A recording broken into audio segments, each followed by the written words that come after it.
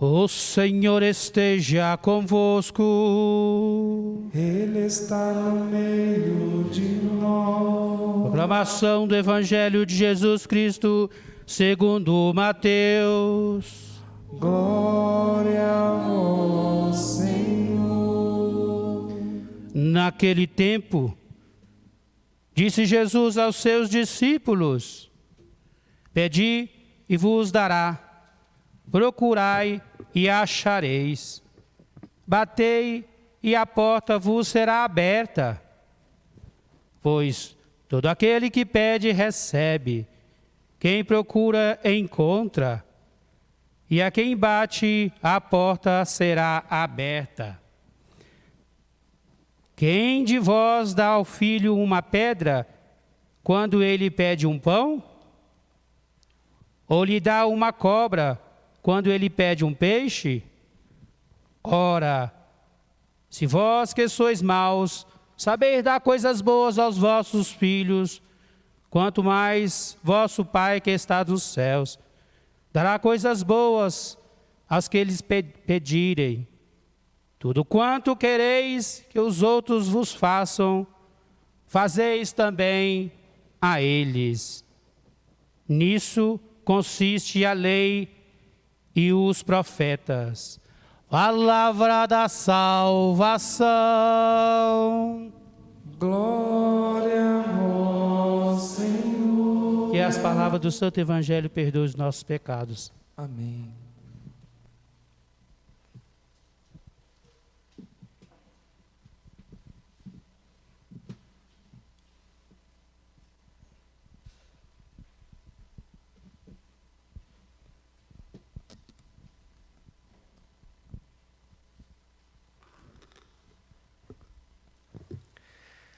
Queridos irmãos e irmãs que aqui estão presentes e que também, unidos pela força da fé e pela tecnologia das redes sociais, pela TV Horizonte, fazem essa experiência de alimentar-se do Cristo. Na pessoa do Padre Heloísio, quero cumprimentar todos os meus irmãos presbíteros aqui da forania de Nossa Senhora do Bom Sucesso, querido Diácono Augusto. Nesta quinta-feira da primeira semana do tempo da Quaresma, somos impelidos a melhorar a qualidade e a intensidade da nossa oração. Às vezes nós, católicos, nos damos muito por descontado no que se refere à vivência da intimidade com Deus pelo cultivo de uma oração sincera. Rezamos pouco e quando nos propomos a rezar, rezamos mal. Porque não unimos o nosso coração ao coração de Deus. E assim acabamos fazendo da nossa vida espiritual uma vida um tanto quanto infrutífera. Não entendemos ainda a profundidade que é a oração, o encontro de um filho com um pai. É isso que Jesus hoje nos propõe neste Evangelho. Tão conhecido por nós. Pedi e vos será dado, batei e vos será aberto, procurai e achareis. Mas aqui Jesus nos aponta para uma dupla realidade. A primeira, a oração é um encontro de um filho com um pai. Por quê? Porque primeiro ele explica isso. Se vós que sois maus sabeis dar coisas boas aos vossos filhos. Jesus aqui fala então da oração como um pedido de uma criança, como um pedido de um filho ao pai. E criança pede mesmo, não adianta. Passa na padaria ou no supermercado com uma criança do lado e quando ela vê algo que ela quer, às vezes faz até pirraça para conseguir o que precisa, na cabecinha dela precisa, ou o que ela deseja. E o pai, na maioria das vezes, para agradar, para ver o filho sorrindo, dá o que a criança pede, a não ser se é algo muito esdrúxulo, né? Se a criança pede algo que ela não dá conta de usar, também porque o pai a ama, não lhe concede o pedido. A oração, então, o primeiro ponto é esse, brota da confiança filial, de um coração que, como Jesus pede, precisa ser como que de criança, para entrar no reino. E segundo, a oração só é possível na base da confiança. Quem não confia não reza. Quem não confia pode até proferir palavras repetidas ou orações ou fórmulas prontas, mas não tem a esperança de receber aquilo que pediu. Veja, Jesus é um tanto quanto ousado ao nos propor este caminho. Pedi, e Ele já nos assegura, vos será dado. E aqui o modelo de oração que nos é apresentado na liturgia de hoje é a da rainha Esther. Esther que tinha ali agora um grande desafio para ser realizado. Ela encontrou graça diante do rei. Já disse isso aqui em alguma homilia algum tempo atrás, que aquela frase que todo mundo conhece muito bem, de Esther, que está lá todo dia 15 de agosto, na festa de Nossa Senhora Aparecida, também 12 de outubro, quando Esther veste com vestes de rainha e entra no palácio real, na sala do rei. A gente tem a tendência de achar que aquilo ali é algo muito simples. A rainha está entrando na sala do trono, mas Esther estava colocando a vida em risco, porque na cultura da época só podia entrar na sala do trono quem tivesse o convite real. Qualquer pessoa que entrasse na sala do trono sem autorização do rei era imediatamente aprisionada pelos soldados e aí ficava ao veredito do rei. Se ele estendesse o cetro na direção da pessoa, a pessoa estava salva. Se ele não fizesse nada, a pessoa era morta. Esther tinha noção do risco que ela corria ao interceder pelo seu povo, pela vida do seu povo que estava aprisionado sob o regime daquele império. Entra na sala do rei. Mas aqui, por que eu digo disso?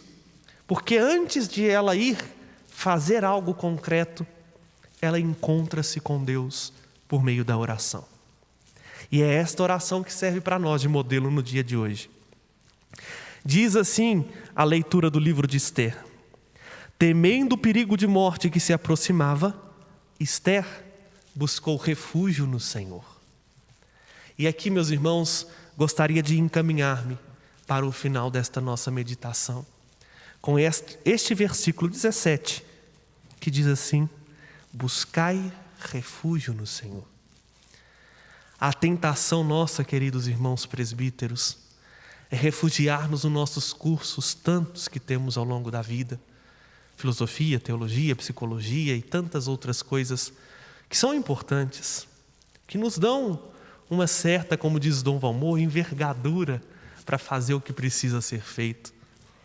Mas não é o bastante. A gente acha que os planos pastorais nossos vão ser bem-sucedidos se a gente tiver tudo muito bem esquematizado no nosso controle e se sair conforme a gente planejou. Não é o suficiente. A nossa vida pastoral, o nosso ministério de pastor, de quem cuida de um rebanho, será bem-sucedido se nós buscarmos refúgio no Senhor. Não no nosso curso, não na nossa sabedoria, não na nossa saúde, não no nosso entendimento. E aqui que muitas vezes, digo por mim, apesar de ser novo no ministério, e aqui peço até desculpa pela ousadia de propor-lhes uma pregação, porque o nosso reitor está em reunião com o arcebispo, mas em nome deles sinto-me ao mesmo tempo, com temor e tremor, honrado em falar com vocês, já irmãos mais velhos no ministério. Mas aqui, falando a partir de mim, nós achamos que nós vamos dar conta somente com os projetos tantos que a arquidiocese nos propõe, que vem de Roma e que nós vamos alinhando a partir da nossa realidade, e esquecemos que o sucesso dos nossos planos pastorais só acontecerá se buscarmos refúgio no Senhor. E aqui falando para os meus irmãos presbíteros, do qual o primeiro ouvido mais próximo da minha boca é o meu, falo também a vocês, queridos irmãos. A sua família vai ser bem-sucedida, não pela força do seu trabalho. Os caminhos que você precisa traçar e discernir serão iluminados não somente com a força da sua razão, mas no Senhor. E aqui está a beleza da nossa fé em Deus. Deus não se impõe de maneira alguma. Ele espera que nós nos aproximemos com confiança, para que Ele nos auxilie e nos apresente o que precisa ser feito. Se a gente não pede, não nos será dado. E é por isso que na Quaresma nós somos chamados então a redescobrir a beleza e a força de achar na oração refúgio em Deus, que ilumina, que orienta, que conduz, mas que ao mesmo tempo exorta, puxa a orelha, para que todos nós, rebanhos e ovelhas, possamos chegar à estatura do sumo e belo pastor que é o próprio Cristo. E isso a gente só vai conseguindo à medida que o nosso coração for capaz de se relacionar com Deus confiantemente pela oração. Se a nossa vida de oração tiver um acréscimo, um upgrade, nós vamos conseguir cada vez mais enfrentar situações de risco, como Esther, com leveza, com sabedoria, porque nós podemos, como o salmista, dizer: naquele dia em que gritei, Ele me ouviu, e Ele me livrou de todos os temores. Isso só brota de um coração que tem intimidade com Deus. Se não temos intimidade com Deus, se a gente não aprende este caminho de debruçar a nossa vida no coração de Deus, que está doido para debruçar a vida dele sobre nós, nós não vamos fazer aquilo que precisa ser feito com leveza, com atenção, com zelo, com cuidado, e mais, não vamos conseguir chegar ao céu, que é o objetivo final da nossa vida.